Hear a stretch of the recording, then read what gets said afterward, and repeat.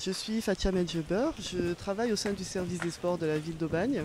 Je m'appelle Jean-Charles, je travaille au service de la police municipale à Aubagne. J'ai voulu participer à l'Euro 2016, un événement de grande envergure. J'ai eu la chance de participer à la Coupe du Monde 98 en tant que volontaire. Et là, j'ai été retenu comme Fatia pour l'Euro 2016.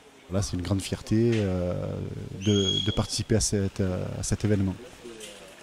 Donc à Marseille, on a eu la chance d'accueillir 6 matchs de l'Euro 2016, dont un quart de finale et le futur demi-finale qui aura lieu jeudi prochain. Donc en fait, on a été retenu pour les 7 matchs, 6 matchs au Vélodrome. Donc notre mission, c'est spectateur-service. C'est donc un service aux spectateurs. Donc on accueille les supporters des différentes équipes que l'on reçoit sur Marseille et on les dirige à leur place dans les gradins. Donc nous, essentiellement, on est sur la tribune Gannet. Et à partir de 3 heures avant le coup d'envoi, on accueille tout le public chaleureusement dans l'enceinte du nouveau stade Vélodrome.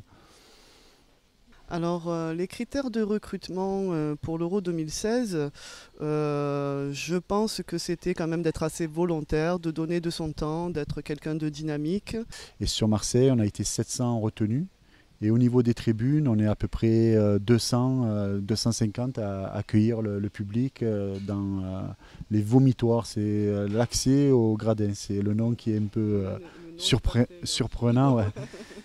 Et ça s'appelle un vomitoire, ouais, on a appris ça. Ouais. On peut être dans les gradins, on peut être à l'extérieur au contrôle de tickets, on peut être chauffeur de personnalité ou de VIP qui se dirige donc vers le stade Vélodrome avant le match. Il y a un service de sécurité qui est installé à l'intérieur du stade et à l'extérieur. Nous, notre rôle, c'est vraiment être au service et l'accueil des supporters. Même si on est en état d'alerte et qu'on peut amener à surveiller l'agissement d'un supporter qui nous paraît suspect. Donc là, on prévient les agents de sécurité qui sont proches de nous. Donc nous sommes toujours accompagnés d'agents de sécurité pour le moindre problème qui se produirait dans notre tribune. Alors nous avons, oui, beaucoup communiqué avec les supporters. Moi, je parle un petit peu l'anglais, donc c'était ma langue de communication le plus souvent avec les équipes, enfin avec les supporters de tous les pays arrivants. Donc c'était très agréable, voilà. Mais quelques-uns parlaient français, donc on a pu échanger aussi en français.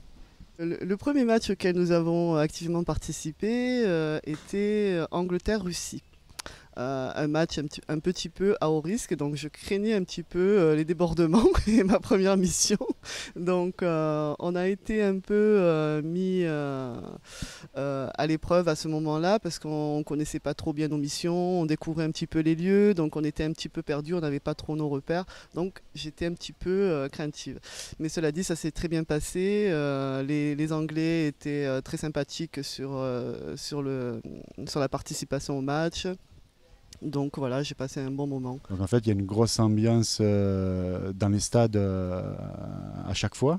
C'est un moment festif. Il y a environ 20 à 30 000 supporters de chaque pays dans le stade. Et ce qu'on retient également, c'est la communion aussi entre les supporters dans le stade. Et des moments forts, c'est les moments des hymnes nationaux de chaque pays. On voit que c'est très émouvant pour chacun. Les chants anglais, les Anglais quand ils chantaient, c'était vraiment assez fort à ce moment-là, moi je trouve. Oui, oui, les Anglais, oui, oui.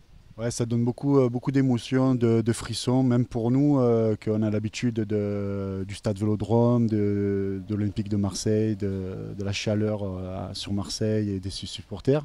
Mais quand on voit les autres nations également, on voit que la ferveur de chacun est très forte. Et alors la première fois que je suis rentrée dans le stade Vélodrome, pour le premier match Angleterre-Russie, j'étais assez impressionnée par la foule et les nombres de supporters qu'il y avait. Donc ça m'a un petit peu pris au cœur, donc, et surtout lors des chants et des hymnes nationaux. Moi qui ne connaissais pas, donc j'ai beaucoup apprécié ce moment-là. Mon meilleur souvenir à l'heure actuelle, en attendant la demi-finale, reste Ronaldo, que j'ai pu apercevoir hier pas très loin, à quelques mètres de moi. J'ai fait quelques jalouses. Dans le cas Ronaldo, c'est un meneur. Lorsqu'on est proche du terrain, lorsqu'on est proche des équipes, comme on a pu assister au match hier soir, c'est qu'on se rend compte hors caméra, lorsqu'on observe un peu ce qui se passe autour, que ce soit sur le banc de touche, et lorsque les caméras ne sont pas braquées sur lui, c'est une personne qui motive son équipe. C'est une personne qui a insisté pour qu'un joueur tire un des pénaltys, et donc et il a réussi ce tir au but. C'était le cas de M. Monchino, un autre joueur du Portugal. Et il est allé le chercher sur le banc de touche pour dire tu fais partie des 5 tireurs, viens avec nous. Donc c'est quelqu'un qui mène ses troupes et les a menés bien sûr à la victoire et à la qualification. Bien sûr, on a toujours à l'esprit un petit peu l'état d'urgence, et c'est vrai que dans un événement comme celui-là, avec toutes les informations et les médias qui sont assez en alerte, on a toujours ça à l'esprit.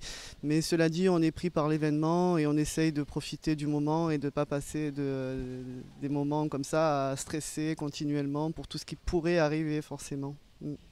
Donc on a croisé des Polonais, on a croisé des Anglais pendant cet Euro 2016 dans les rues d'Aubagne, sur le marché d'Aubagne. Donc voilà, il y a des couleurs autres que les couleurs de la ville qui arpentent nos rues, et certains véhicules aux couleurs des pays que nous recevons pendant l'Euro.